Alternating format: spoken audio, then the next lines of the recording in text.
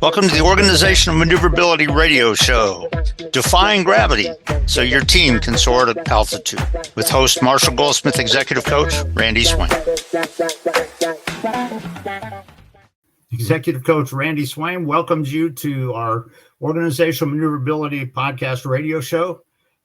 Very welcome to have you here. Those of you that have heard our shows before know a little bit about me and stuff, and just welcome you to be hearing this. And so just want to kind of mention that. As you know, I'm a Marshall Goldsmith certified executive coach, and I'm also a master level neuroplastician with ION, Institute for Organizational Neuroscience, and NPN Hub over in Europe. And so an honor to be here. And I'll tell you what, for today, I'm very honored to have a guest on today that he and I have actually had a little bit of alignment in our journeys and everything. And but I want to just welcome Michael Sasse as a guest on today's show. And Michael, welcome to the show. And I'll tell you what, I'll let you take a minute or two and introduce yourself. Oh, thanks, Randy. It's super excited to be on the show with you today. When you reached out, it was something that was pretty cool and encouraging, that I had an opportunity to kind of share some of the things I've done in my career as well as talk with you, which we have a lot of alignment on. So right off the bat, there's things that both of us probably have to do with the concept. No two ways about it. Yeah, for sure. Go ahead. For sure. Yeah, definitely. Michael Sasse.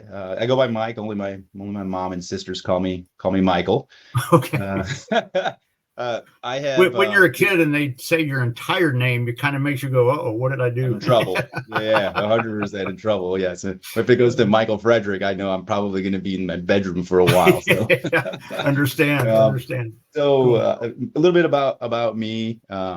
I spent prior to my professional civilian career, I spent 9 years in the Marines. So post college, joined the Marine Corps in aviation, an aviation junkie. Went to Embry-Riddle. It was an aviation school down in Florida, and always just really enjoyed everything about aviation as a whole. So.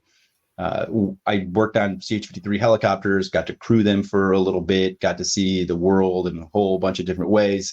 A super fun experience for me. And then as I started to think about the exit plan, when my wife and I have been married 21 years, we have a daughter who's 16.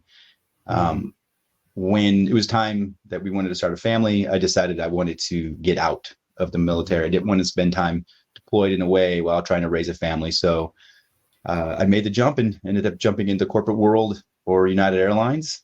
I have a business background, so a business major, finance person, MBA. That was where I wanted to spend my time. I like the problem solving and the challenges of financial planning and analysis, as well as the business world. So got to do a whole bunch of things, big jobs along the way. But I spent about 16 years at United doing a number of things. One, all sorts of labor planning, labor strategy, labor alignment, operational planning, strategy, design. Got to have a lot of involvement with flight attendant staffing and strategy and scheduling, which hits the news quite often, as well as a lot of the ground side stuff. So eventually last year, about a year and a half ago now, to the May timeframe, I started getting an opportunity to go over to the general aviation side. So I wanted to be able to see all aspects of it. So now I work for Signature Aviation as a vice president of workforce optimization, equipment, and continuous improvement. And that's where I'm at now. And here I am to talk a little bit more about some of that stuff. Well, I tell you what, that's cool. And I tell you what, you have my compliments on your financial expertise and all that. I jokingly, but it's truthfully, when I was an honor graduate with my MBA. But the only course I didn't get an A in was I got a B+ on financial accounting. So you have my compliments on that. So thank you. Yeah, I don't love accounting either. I mean, I love finance and numbers, but yeah, look, accounting is a different breed, man. Like it is. Yeah, it is. You know, a lot of different stuff there. But yeah, totally appreciate that. Well, listen, Mike, it's totally wonderful to have you on the show today. And I know you're going to be bringing a few concepts and with what you're going to be talking about really are some factors that really are key when you're talking about leading teams in a stressful challenging scenario or environment, kind of thing. Mm-hmm. And so it's very aligned with organizational maneuverability and the concept we're talking about and everything. But I just, some of the aspects that you are going to be bringing today are very applicable to that. And let's face it, a lot of times in business, not everything is rote academic.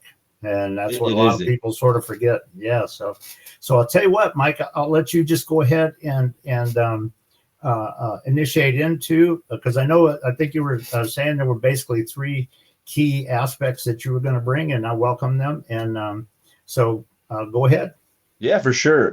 I always like to kind of start some things when it comes to mentoring and giving back, and what you've learned and what you've grown along the way. If you're willing to give back, you're willing to then grow the organization. And so I've impressed that on those in which I've led. I've led very large groups, both in the military, leading big maintenance departments, as well as going into the corporate world, leading big business departments. Mm-hmm. My last role at United had, almost 300 total people around the globe I was responsible for. So, wow, having mentorship and leadership capabilities are important. And I learned that from the military. I learned that from the Marine Corps. And that was allowed me to be able to transition to a place that was super helpful. And so a lot of the things I get from people when they ask, hey, Mike, like, how did you get here? Like, how did you become an executive? How did you become a managing director? Mm-hmm. How did those happen? And the first thing I always say is, well, I had help.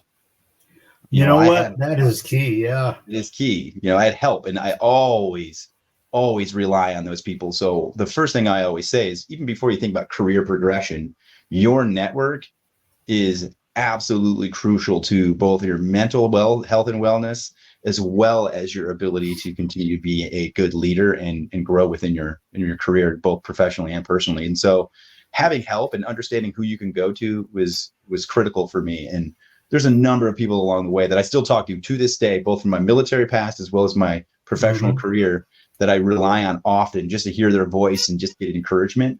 Mm-hmm. And outside of that, from the professional side, my wife as well. My wife's got a big career, and we talk a lot, and I get a lot of information from her. So that family nucleus was important. But right off the bat, it is the approach to your career, and then how you handle it, and breaking down things into 3. I'm a big, 3's my number, right? I like to keep it smart, clear, concise, and simple. And so when I've always thought about my work and what will make me a good leader, I broke it down into these 3 categories, and there's very simple. And the first one is, will I like it? And like once again, when you said like this Rhodes Scholar kind of super academic perspective, I don't think I've ever read anywhere where it says, like, when it comes to the first thing that you care about your job, is it as simple as, do you even like the work at all, regardless of the title? And so for me, I always sought out things that I like. I like numbers. I like complex problem solving. I like a fast-paced environment. I like that stuff. So if I'm not involved in something like that, I'm going to burn out. I'm not going to be happy. Mm-hmm. And so if you like the work, you're going to be even such a better leader and partner and role model. And so, for example, I like the things in the financial planning space. I like being able to lead big teams and be able to give back. I don't like, though, labor relations, so you would never find me like looking for a role in labor relations. I would never go there. Or safety, like, safety is important. I understand the key components of it, but I don't like it. And so that was important to me. On the second front, it is, I always have to learn. And if I'm not learning, then I'm not growing and I'm not getting better. And it's not to the point where I say, hey, look, I get to a place in my career where I've learned everything. I'm the smartest person in the world. No, not at all. You just don't see what you can actually accomplish. Correct. Yes, exactly. Yeah. Like, if I get to a place where I'm just burnt out from what I'm learning in that role, I got to think about the next thing. And I always ground myself in this. Oh, sorry. Go ahead. No, I was just going to say, you have my total compliments there, because from a neuroscience aspect, one of the things that I kind of point out to people that they got to avoid is a term that I use called the dopamine fix. And dopamine is a chemical that your brain releases to feel applauded and honored and everything. And what so many people in our societies do is, when they feel that, they just kind of stop. Hey, I've done everything. You know what? And you know what? If that's your vision, your vision is too short.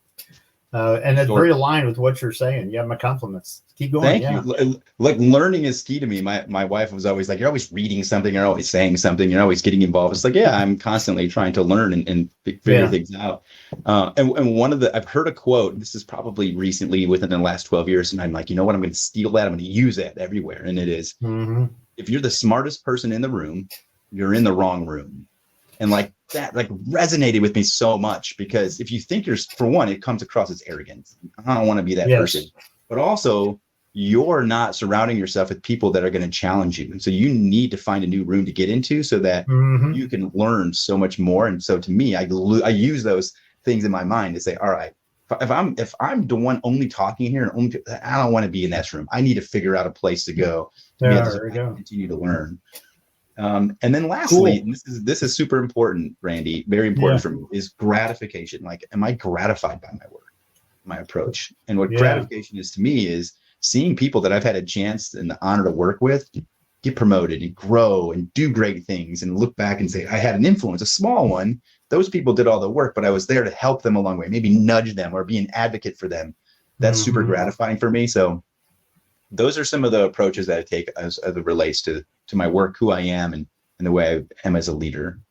That's awesome. And you have my compliments. And I'll just tell you, I think you and I kind of chatted before, and I mentioned that my autobiography was published on Amazon back in June. And it's interesting because what you just said is a key central aspect of my journey. Because one of the things that I mentioned in there is that the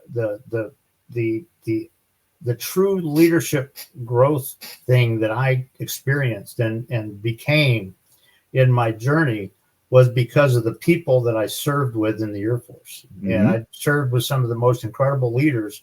And it's not from anything they told me, but it's something that I observed in how they did what they did and how they interacted with people, how they envisioned, how they built synergy within the squadron and the team and all that. And it's kind of very aligned with that kind of what you're just saying there. You're right, because it's not just about how you're selling yourself. It's about that aspect of it and who you're truly becoming. And I will just say this too, that with what you said is I was the first, when I got hired by Semiflight, which CAE bought around 2001 and stuff. I was chosen as the very first, it's called the revalidation type rating examiner. And they, what this is it was back in the European days before the JAA came into be, when it was before EASA came into be, back when JAA was just before it became all unified and all that. I was the authority rep for all of our European programs in the company. And to be able to go with communicating and connecting with people in different environments, different countries, different whatever, that is huge, and it's very aligned with some of the stuff that you were saying, where how you really grow that and how you become that and all that. So you totally have my compliments on that. And there's just I was actually commended by the company a few times for how I did that and everything, and it was kind of amazing. And but I will say this: that sounds like you've done some of that same stuff to do. And so let me ask you this, just as a question, with the things that you just brought up and everything, with some of the people that you have led and stuff, where did you find, it may be a struggle within yourself or maybe a struggle within some of the people that you've led? How did that show up with the three things that you're talking about there? Where have you seen in your journey, either within yourself sometimes or with somebody else, where have you seen the real struggles? Yeah, the not within myself. What's funny is and with the way you're coming across, I totally believe what you just said. Yeah, I don't think it is within you. So go ahead. It wasn't within myself. I wrote that down. As a matter of fact, this is kind of funny. Like, I actually wrote that down as I was exiting the Marines and I was going into a career, and I was like, I really love being in the Marine Corps. And I don't know what to expect out of the corporate world. So if I'm going to sit down and look for a job, I'm going to try and take some level of a cerebral approach, even though it maybe doesn't come across as super cerebral, but Yeah. it's just like, do you like the work, Mike? Find something you like to do. Like my mother would tell me this all the time. If you like what you're doing, is it really work? I'm like, no, it's not. It's fun. That's what it is. Right. So Yeah. from the mental perspective, I was like, I got to find things I like. And look, as a kid, I was, writing down baseball stats and trying to learn how this average would change and project home run totals. So I liked that stuff. So I knew what I wanted to do. But what I have found is, though, with those in which you led, is that they have taken no time to think about themselves, about how they should plan their trajectory. They are so used to doing things for everyone else, or just showing up and starting to just work or do whatever. And they're waiting sort for of everything just becomes academic in their mind. Yes. 100%. And then they sit around, they do their work, and they're waiting for someone to walk up to them and just tap them on the shoulder and say, hey, I think you should be the next person. You should be promoted. You should go do this. And look, maybe that happens to some people. Sure. But it's typically because you've done things to be able to get people to notice you. And, along the way, I've always heard this, and this is the struggle that I've heard, especially when it comes to career progression or maneuvering yourself within an organization, and how you can be a person of influence to be able to help direct the business in one way, shape, or form. Yeah. I've always heard it's all about who you know. It's all about who you know, man. It's all about Mike. It's all about who you know. And I disagree with that 100%. It's right. Actually about who knows you. And knows the real you. Yes. How do they experience it? Yeah. Yeah. Exactly. And if people know you, then they're going to start exuding that confidence in you. And so most people don't have a plan. They just come to work and just start doing things, and then they expect, and that's dangerous. So much of our society, and I think you kind of sense this out there too, so much of our society, people in their mind, the whole focus is just on how can I get other people to just capitulate to me and do what I want. Mm-hmm. And you know what? That's totally antithetical to what you're talking about and what I believe with. That's not leadership. And that's so yeah, you're right on that. The just kind of going through the motions is not what you want. And so just keep. Not at all. Yeah, go ahead. Yeah, sorry. Not at all. Like it's you don't have to have a title to be a leader. You know what? Sometimes you got to lead up. Got to lead up. Yeah, exactly. Look, if you are a genuine person and you care about whatever it is that you're responsible for, then you exemplify that in all things that you do. You don't have to work in finance to be financial. You don't have to work in operations to be operational. You don't have to be a vice president to be a leader. Yeah, yeah. You have to have the mindset to want. Yeah. Do you mind if I just kind of share one little thing? And this is actually in my autobiography, but it's very aligned with what you just said from my journey. Because this was back around, holy cow, this is around 1980. This was about 1988 kind of thing. So a number of years ago, but I was picked to be the site manager at Griffiths Air Force Base for our flight ops area. And the manager had gotten into some struggles, kind of thing. And there was a lot of dysfunction in the people that worked for him. And I got a call from the director of operations, and I was at home, and he said, Randy, would you mind having a chat? And I said, well, is this on the record, or is this just you and I chatting? And he said, well, right now, he said, technically it's on the record, but I will not share anything without your permission. And I said, okay, fair enough. And the bottom line is, when we were sort of talking about it, he appreciated kind of what I, kind of shared about leadership and all that. But it went quiet for about 20 seconds. And then he said like this, he said, Randy, what would you do down there? And I told him two things about what I would do differently. And he went, wow, that's unique. I said, I know it is. And he was quiet for about 15 seconds. And then he said, Randy, would you go down there and do that? Wow. Cool. I said, are you asking me what I think you're asking me? And he said, yes, I am. And I said, does he know about it? And he said, not yet. He said, I'll call him next. I said, well, I'll tell you what, you go, Chuck, you go have all the conversations you need to have. And then if you think it's ethical and right and call me back, yeah, I'll do it. And I was promoted to be the manager of our detachment over there and everything. And I because I was doing a lot of what you're talking about. Mhm. No two ways about it. And about 3 months after I became the manager, they posted a document, and in the document they said, quote, and I'm just quoting it exactly. It said, Randy took a problem site and turned it into the showcase of the company in minimum time. Nice. Because I applied things in the way you're talking about it, which is very different and all that. So what you're saying is very valuable, and it's very key for people that are leading to realize.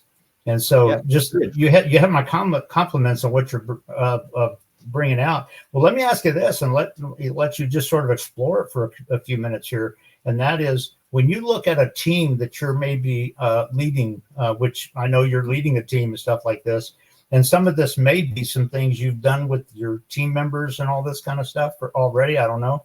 But when you think about really developing your team going forward to be able to really enhance what you're talking about and to really multiply that and make it part of the culture of your team, what are some things you need to be thinking about, and what do you need to do as the leader to make that really be developed within your team as you go forward? What are your thoughts on that?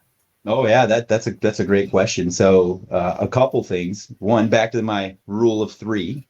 Mm-hmm. Always look at this, and it's an annual process for me. This is never just a one-time only, knife edge, it's over with. It's continual. When I take over a new department, I do this, and then every year I do it again. And it is, first off, it's all about personnel. So like, people make things happen. So your people matter. And so the first thing I ask is, what do I have? Who do I have? And what can they do? Where are we at? Whether it's skill set, whatever those requirements are, experience, whatever the case may be. I need to know, what do I have? That's one. Number 2, what are they capable of doing? And so when you ask people their capabilities, sometimes they limit themselves. So you need to be able to pull it out of them. So when you start seeing their capabilities and understanding the pure capabilities that they have, then you can start really rolling forward. And lastly, it's what's missing. What do I need? And so what do I got? What are they capable of? What am I missing? And it allows me to be able to have a real understanding of leadership across the board. So when I have a team, and if they are all really good at doing something, I need to know what they're capable of do more of. So some people are really good at being able to publicly speak. And others are really good at being able to collect information and manage their team so that they are meeting the expectations. And then you could have somebody that's always exceeding. I want to be able to say, if I have that, what are each of those people capable of? And is the person that's always exceeding capable of bringing those people that are comfortable with the mediocrity to be better? And so if that's missing, is it training? Is it mentorship? Is it process? That's how you can envelop. And as you learn a team and they grow, you understand their capabilities even more. And then you understand what's missing to be able to guide them. I use that framework for everything. And what's missing to guide them, like you said, but also what they can accomplish with that, and how they can kind of develop that, as you're saying correctly. And for them to see it, oh my God, I can see what I'm capable of. And when you take that limits off, people are like, whoa, I didn't even know. And so, one of these stories I like to share. I'm a storyteller here, so maybe go ahead, because that brings out the picture. Yeah, I just actually had a coaching session with one of my directors here recently where, I said, look, when I was in college, I had this professor that I turned in his term paper, and handed it in, and the next day handed it back, and all he wrote on it was, is this your best work? And I was like, oh, okay. So I went back, did it again, brought it back the next day, came back the next day, and he's like, hey, is this really your best work? Question mark, question mark, question mark. So I'm like, wow, man. All right, fine, whatever. Came in, I spent the whole night doing this all over again. Handed it in. A week later, he comes back and he goes, this was great work. This is what I expected. And by the way, I didn't even read the first 2 copies. He saw something in me I didn't even know. And you know what? True leaders do sense that. It doesn't mean you're controlling people and just trying to make them go do this, but your awareness is something with what you just said, totally true.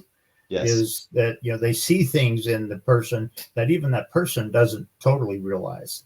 They put limits on themselves. Yeah, they do. You know? Yeah. And you know, So, it's interesting too. It's amazing. Have you ever had in your journey of growth, have you ever been in a situation where your leader or manager walked up and said, well, you can do this. You oh got yeah, it. absolutely. Yeah. So have I. Absolutely. And And you know, one of the terms I like to use, a sentence I like to use is, I believe in you. I've said that a few times with different people that were Yeah. working for me. And their reaction is just like, oh man, okay. What? No, really? All Yeah. right. Yeah. And then the limitations have just evaporate. So they're like, okay, my leader believes in me. Mike believes in me. Okay, I think I can do this. I don't have to give him any guidance. You know, look, man, I believe you can do this. I believe you can. And crazy, they do.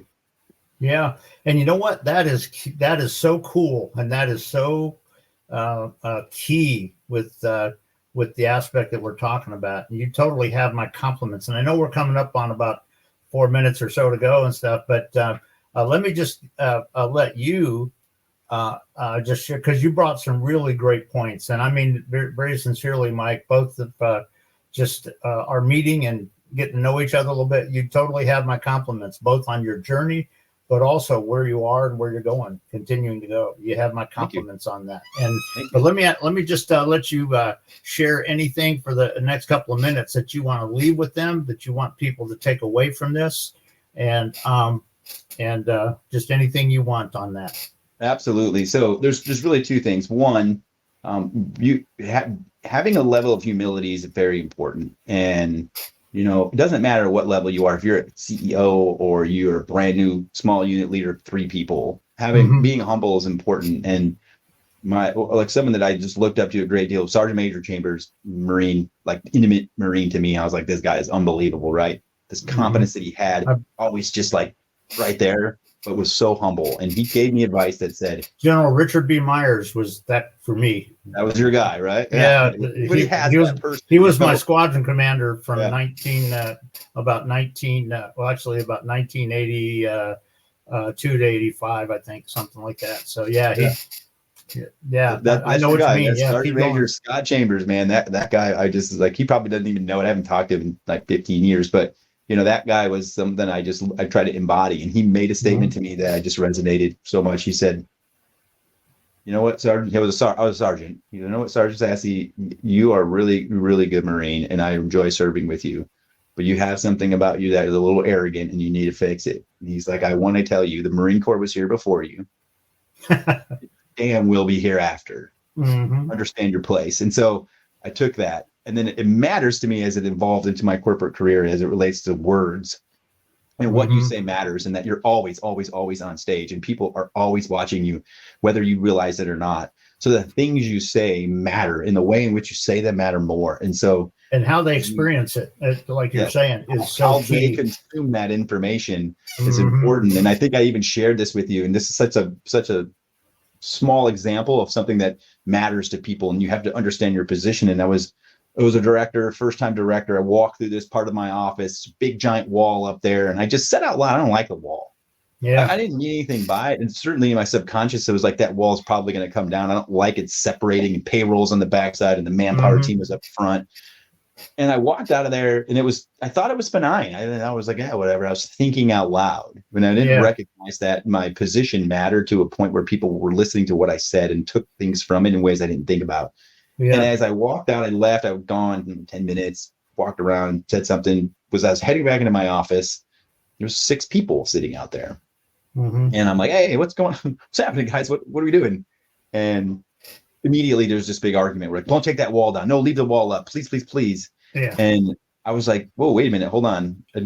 Why? And like, well, you said you didn't like the wall, so that means you don't like it. So what are you going to do about that wall? And you can't take it down because of this, and you have to leave it up because of that, and you have to take it down for that. And at that moment, I realized what I say matters, and people are listening it all the time. So like, don't leave understanding that matters, regardless of your position, and no matter what you say, people listen to it. Cool. And I'll tell you what, when you're talking about a leader, that, as you're saying correctly so, what you're communicating is a lot more than just the words you're using. Exactly. You know, and all that. That is so huge in developing that synergy. Well, you have my compliments, and I know we're getting close to the end here, but I will say this, that Mike, has been an honor meeting you and connecting with you. It's been an honor having you on the show today. Some very good points that you bring out. And I just want to say that it's an honor to have you. It's an honor to have other people observing the show. It'll be posted, as you know, on my YouTube, on Podcast Business News Network platform that my show is on.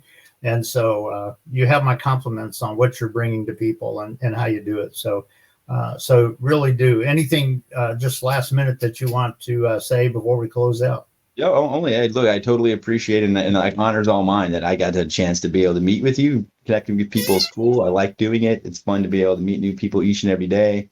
You can strike friendships out of those things and long-standing business relationships, and so and I'll also start being much more involved with your show, which I didn't even know was out there at this level. So it allowed me to get exposure to other things in ways I didn't think of. So by all means, I appreciate you reaching out and having me be a part of your show. So thank you for that. Well, I'll tell you what, it's an honor, and hope you have, and just for those that are watching also, hope you have a wonderful rest of the day and a wonderful weekend. And Mike, we'll look forward to perhaps connecting again and Sure. meeting. It's an honor to meet you, my friend. And Awesome. We're going to go ahead and close out, and appreciate it. Yeah.